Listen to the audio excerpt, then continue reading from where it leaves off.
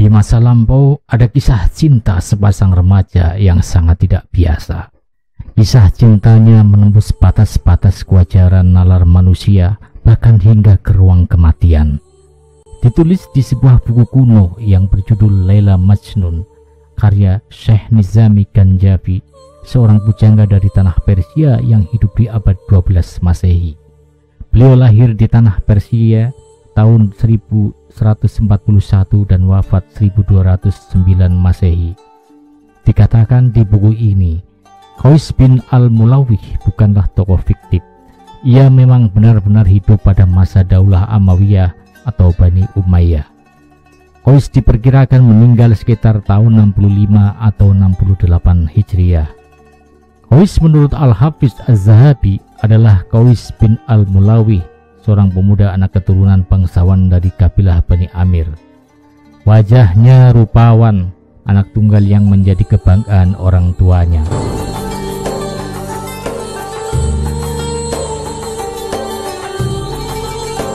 Dalam sebuah riwayat, Qais tidak saja berparas rupawan, tapi juga pintar dan dari keluarga terpandang di sukunya. Sedangkan Laila anak keturunan Bani Qotibiyah. Sampai datang suatu masa, Qais bertemu dan jatuh cinta dengan Laila. Qais terpesona pada kecantikan Laila. Ibnu Al-Kalabi menuturkan, dia berupaya mendekati Laila. Qais duduk di depan rumah perempuan itu seharian. Hatinya sudah terpatri oleh Laila. Pesona Laila membuat Qais lupa akan dunianya sendiri.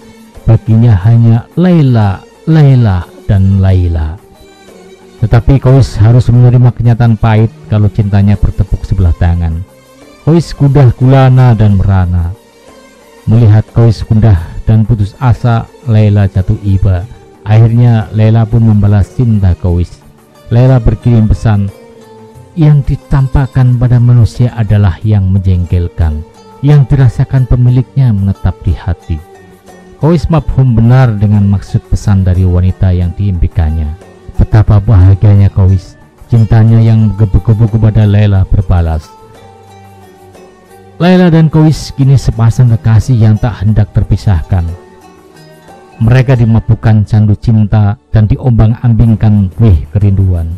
Kehendak hati ingin rasanya selalu dalam tatapan wajah kekasih, jangan terhalang walau dalam satu kedipan mata. Singkat cerita, Qais meminta keluarganya untuk meminang Laila. Hati Qais dan Laila berbunga-bunga karena mereka meyakini bahwa tidak lama lagi akan dipersatukan dalam pernikahan. Tetapi pinangan datang, kemalangan yang dibawa pulang. Kekasih impian tidak terpinang. Adat dan kehormatan suku menjadi penghalang. Laila berduka, Qais bernasib malam. Qais dengan berbagai cara mencoba untuk berjumpa dengan Laila. Qais menyamar sebagai kambing ketika seorang pengembala menggiring segerombolan kambing melintas depan rumah Laila. Ia menyamar menjadi pembantu wanita yang melamar kerja di rumah Laila. Bahkan berhari-hari dia berkeliaran di desa Laila dengan menyamar menjadi pengemis hina demi bisa menatap wajah kekasihnya. Sementara kini Laila terpenjara di dalam kamar rumahnya. Ia pun kelap kali merenung dan mengharap kembali kedatangan sang pujaan. Ia menyeru nama Qais di penjara kamarnya. Ia dipingit karena akan segera dinikahkan dengan seorang saudagar kaya raya berasal dari suku Thaqif di kota Thaif yang bernama Ibnu Salam. Qais membawa lari kekecewaannya ke alam lain. Qais menjadi gila. Ia mengembara ke seluruh negeri dalam kegilaan. Ia melupakan segalanya, bahkan dia lupa kepada dirinya sendiri. Yang ada di benaknya hanya Laila, Laila. Ia tidak bisa mendengar satu suara pun selain suara Laila. Dia tidak bisa merasakan apapun selain merasakan kehadiran Laila. Akhirnya Qais pun menjadi masyhur di seantero negeri. Bukan nama Qais, tetapi masyhur sebagai Majnun atau si gila. Majnun yang siang malam berjalan menyusuri desa, kota, hutan, bahkan padang pasir sambil meneriakan nama Laila di setiap puisi indahnya, atau yang ia tuliskan di atas tanah dengan sepotong ranting.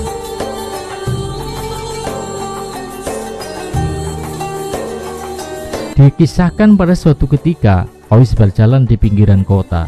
Ketika ada beberapa orang sedang sholat berjamaah, Qais menghampiri dan duduk di hadapan orang-orang yang sedang beribadah itu. Usai sholat, orang-orang pun mendekati Majnun dan berkata, "Hei Majnun, mengapa kamu mengganggu sholat kami?" Qais balik bertanya, "Apakah kalian benar-benar sedang sholat? Sepertinya kalian dusta." Mereka berkata keheranan, "Mengapa kamu bisa berkata kami berdusta?" "Karena setiap saya masuk desa Laila, saya tidak menoleh ke kanan, ke kiri, apalagi ke belakang. Yang ada di pikiran hanya kekasih tercinta Laila. Sedangkan kalian merasa terganggu hanya karena saya duduk di sini. Sungguhkah kalian tadi sedang sholat?" Orang-orang pun terdiam mendengar jawaban orang gila yang memajleb meneguk ulu hati. Di kesempatan lain, seseorang menegur Qais, "Hei Majnun, maukah kamu jika Laila ditukar dengan seluruh dunia dan seisinya?" katanya.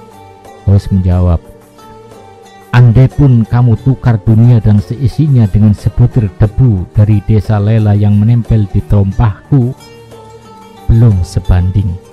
Demikianlah jika rasa cinta yang berkuasa.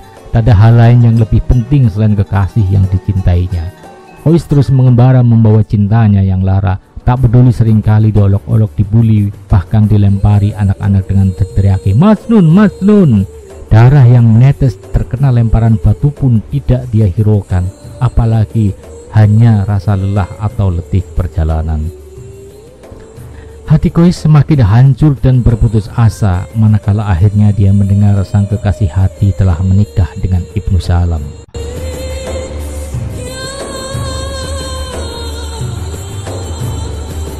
Qais pergi mengasingkan diri di tengah hutan belantara. Tubuhnya kurus kering. Ia merawat kesedihan hati dan kerinduannya dalam sepi. Ia numpahkan segala isi hatinya dalam baris-baris puisi yang sangat indah. Meski disebut gila, namun justru dalam kegilaannya itu Qais menjadi pujangga besar yang mampu merangkai kata-kata cinta yang teramat indah yang didedikasikan buat Laila. Dalamnya cinta Qais menghunjam dan menyatu dengan raganya. Tak satu pun yang terlintas dan terucap dari mulutnya selain Laila, Laila. Dikisahkan bahwa karena saking mabuknya hati dan perasaan cintanya sampai-sampai segala mara bahaya yang ada di hutan tidak sedikit pun dia hiraukan. Bahkan para binatang buas pun menjadi sahabatnya dan mereka selalu berjaga di depan pintu gua tempat Qais tinggal. Bertahun kemudian dikisahkan jika Ibnu Salam suami Laila meninggal dunia. Menurut yang punya cerita bahwa hingga akhir hayatnya Ibnu Salam belum sekalipun menjamah tubuh Laila sebagai seorang istri.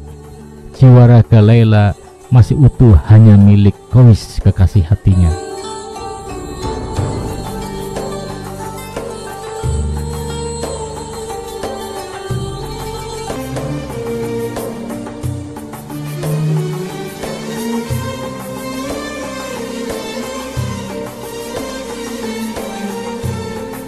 Sepeninggal suami, Laila kembali ke rumah orang tuanya. Tidak berselang lama ia sakit batuk parah. Dalam kesakitan yang sangat, Laila tidak berhenti memikirkan Kois. Dan hingga suatu ketika di kegelapan malam, kedua mata Laila nanar menatap pintu. Ia menghembuskan nafas terakhirnya sambil mendesiskan nama Kois, Kois, Kois. Kematian kekasih lelaki Majnun yang masuk itu menyebar ke seluruh penjuru negeri dan akhirnya sampai pula ke telinga Kois. Kois pun seketika jatuh pingsan di tengah padang gurun. Ketika kembali sadar, ia langsung bergegas menuju desa Laila. Ketika tidak sanggup lagi berjalan, ia pun menyeret tubuh kurus keringnya hingga sampai ke makam Laila. Di atas pusara Laila, Kois tak henti-hentinya meratapi kepergian sang kekasih. Hingga berhari-hari ia tak juga hendak pergi, sampai akhirnya Kois pun meninggal dunia di atas makam kekasihnya.